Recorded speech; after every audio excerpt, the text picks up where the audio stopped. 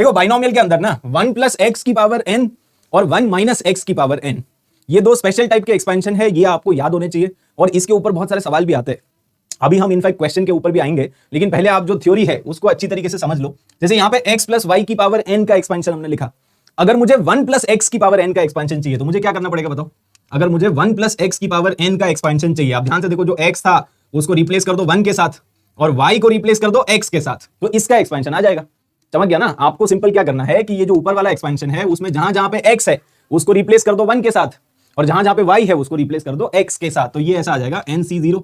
जो x है वो तो 1 हो जाएगा, तो 1 की पावर n वो तो 1 ही होता है, तो लिखने की जरूरत नहीं है। और ये भी पावर 0 है तो ये भी 1 ही है ना, तो ये सब लिखने की जरूरत नहीं है। आगे बढ़ो, nc1, अगेन x की जगह तो 1 आ जाएगा ना, x की जगह रिप्लेस कर दो 1 के साथ, तो ये तो 1 हो जाएगा। और y की जगह x पुट कर दो तो यहाँ पे x की पावर 1 आ जाएगा। सिमिलरली आगे चलोगे तो nc2x का स्क्वायर और इसी तरीके से आएगा लास्ट में ncn x की पावर n। तो ये वाला जो एक्सपेंशन है ना, ये अपने आप में सुपर इंपॉर्टेंट है। इसके ऊपर सवाल बन जाते हैं सीधा सीधा जेईई मेंस के, आप यकीन नहीं करोगे बट इसके ऊपर सवाल आते हैं और स्पेशली मतलब सिग्मा फॉर्मेट में आते हैं। इसी को क्या करेंगे ना, इसी को आपको सिग्मा फॉर्मेट में लिख देंगे, ऐसे लिख देंगे ncr और x की पावर r ही तो लिखा हुआ है, देखो nc1 x की पावर 1, nc2 x की पावर 2, तो मैंने कर दिया ncr x की power r where r is going from 0 to n।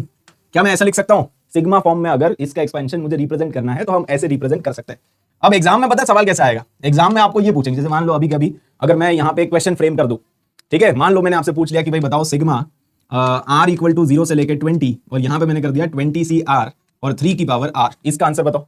ये एक सवाल बन गया, ठीक है, ये जो सवाल है इसका जवाब बताओ, इसका आंसर निकालो। तो कैसे करेंगे भाई, अगर आप इसको ओपन करोगे तो क्या आएगा, अगर मान लो फॉर एग्जांपल मैं इसको ओपन करता हूं, ओपन करेंगे तो 20c0 3 की पावर 0, फिर 20c1 3 की पावर 1, 20c2 3 की पावर 2 और इसी तरह से ये चलता जाएगा। लास्ट में ये आएगा 20c20 3 की पावर 20। तो आप ध्यान से देखो, जहां पे x था ना, x की जगह 3 आ गया बस और n की जगह 20 आ गया, तो ये किसका एक्सपेंशन लिखा हुआ है आपको दूर से दिख जाना चाहिए। उल्टे सवाल आएंगे, आपको एक्सपेंशन देंगे और आपको पहचानना पड़ेगा कि किसका एक्सपेंशन है। भाई उल्टे सवाल यहाँ पे थोड़े ज्यादा फेमस है, ठीक है, तो आपको ये पहचान में आ जाना चाहिए कि ये 1 प्लस 3 की पावर 20 का एक्सपेंशन लिखा हुआ है, मतलब आपका जो फाइनल आंसर है वो 4 की पावर 20 है।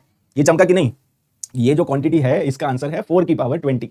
क्यों? क्योंकि ये 1 प्लस 3, देखो ना x की जगह 3 आ जाएगा, 1 प्लस एक्स की पावर n का एक्सपेंशन ये होता है, तो x की जगह 3 है और n की जगह 20 है, x की जगह 3 और n की जगह 20। चमक गया।